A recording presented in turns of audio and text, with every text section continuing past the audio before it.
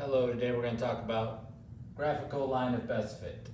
So line of best fit is a line that represents the data on a scatter plot. The items needed for a line of best fit are points plotted in a scatter plot, which is what we have here, and a graph of a trend line that represents the points. So this is just a scatter plot. These lines through are the other thing you need. So a rule of thumb when you're doing a line of best fit, you want to get through as many points as you can, and you want to have the same amount of points on top as you do on the bottom. So like this one, it goes through one, but it has 3 on the top, 2 on the bottom. What would not be a good line would be this right here, because then you'd have go through 1 and then you have 5 on the bottom.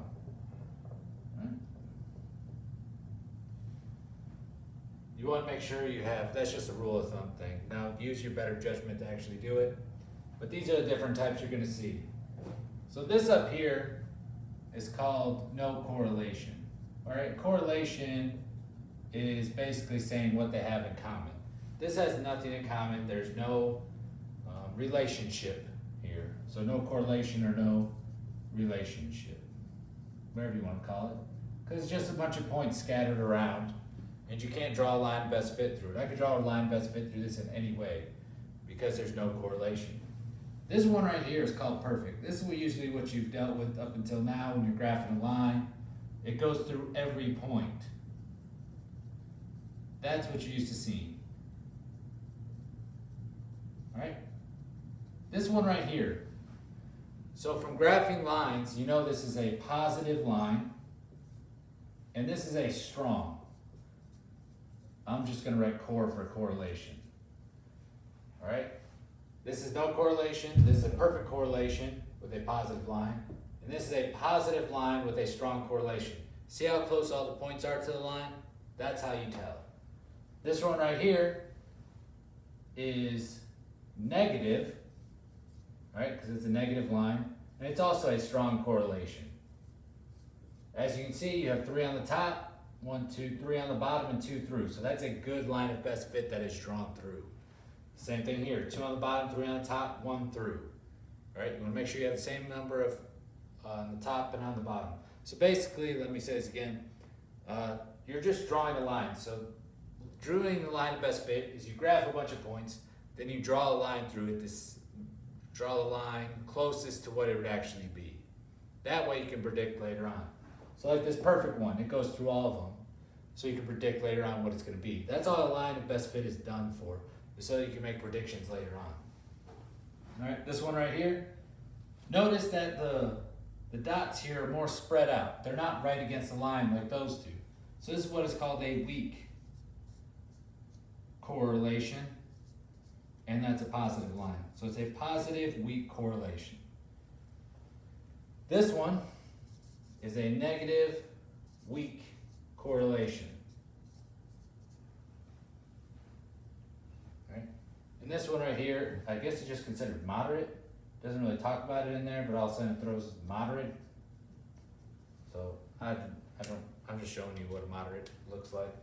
I've never really dealt with moderate. All the other ones I've dealt with. So there you go. If it's a strong correlation, so it has a strong relationship. The strongest relationship you can have is a perfect line. That's 100%, that's a 1 or a negative 1. This is a 0, all right? It has 0 correlation. So the stronger it is, the closer it is to 1. So this would be like a 0.9, 0.9. Weak correlation would be like a 0.2 or a 0.3. I know it doesn't make much sense, but if you think about it that way, between 0 and 1, 0 being no correlation, 1 being a perfect correlation, closer it would be to 1 would be your strong ones. All right, now here are some examples that I've written out, and we're going to take a look at them. So there's 5 altogether. So we're going to just say whether it's strong or weak. Most likely strong or weak. So the number of miles hiked and the number of calories burned. Well, the more you hike, the more calories you burn. So that would be a strong. Right? Because they go together. As you increase the number of how far you walk, hike, you burn more calories. Now, it's not perfect because some people burn more calories, they're based on your weight. So depth of an earthquake and magnitude of an earthquake. Well, that's gonna be the week. Number of calories eaten and the weight of a person. Well, that's gonna be a strong one, because if you eat 10,000 calories in the day, you're gonna be a little bit heavier, depending on, this is why it's not perfect, because it doesn't go perfectly together. So if I ate 10,000 calories in a day, but then I burn 9,000 of them, my weight's still gonna remain around the same.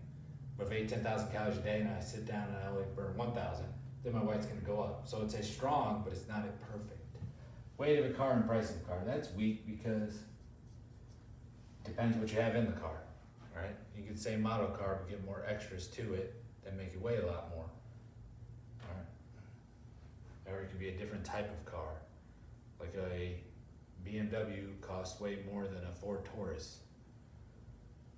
So that's weak, and they might weigh differently.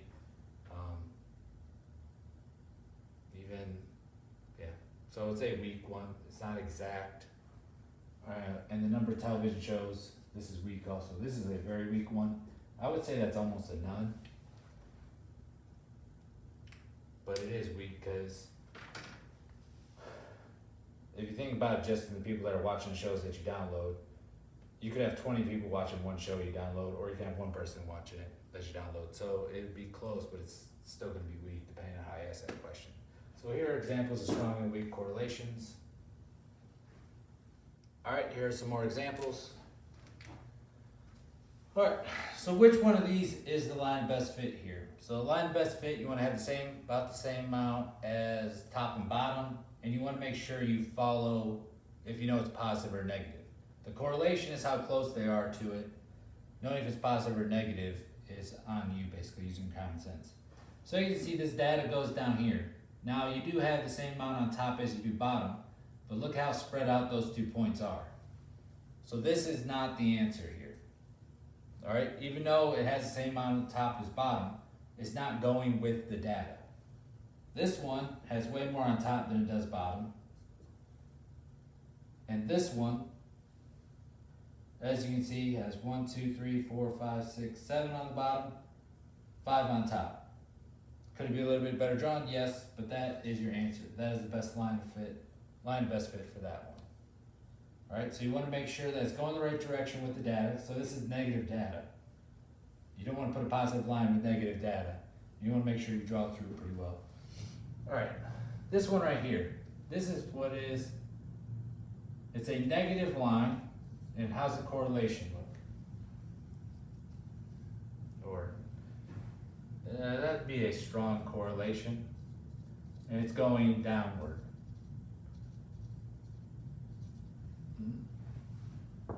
This one right here, that's positive. I don't know, would you call that strong? Call it strong. And upward.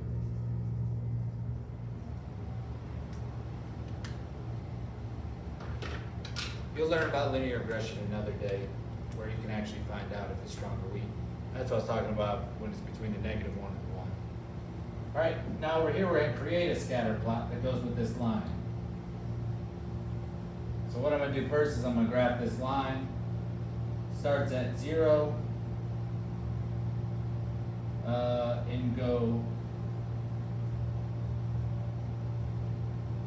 So my slope is 10, so I'm going to go rise over run, rise up 10, go over 1. Rise up another 10, go over 1. Rise up another 10, go over 1. Alright? Alright, now let's just keep, I'm not going to write in all the numbers, but you can if you want. You can do, so 1, 11 would be a point. It's not directly on the line, but it's around the line. Right there. You do 1, 15, put another one right above it. You want to do 2, 10. Alright, you're just making points that are around the line as it goes up. You do 4, 40. which one would be right? 442. 440 would be the point, 442 would be right above it, right there. So that's all it is. When it's asking you this question, just want you to draw a line and draw points around it, then make a scatter plot around it. All right, this has been Graphical Line of Best Fit. Hope it helped. Good luck.